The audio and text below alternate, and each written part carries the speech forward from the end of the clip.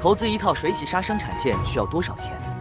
水洗砂生产线是生产建筑用砂的主要设备，它能够将和卵石、砂石等原料经过破碎制砂、洗砂等一系列工艺，加工成标准的建筑用砂。那么，投资一套水洗砂生产线需要多少钱呢？首先，生产线的价格跟型号、生产能力配置等决定的。一般来说，小型水洗砂生产线的投资成本在30到50万左右，而大型的水洗砂生产线投资成本则在100万以上。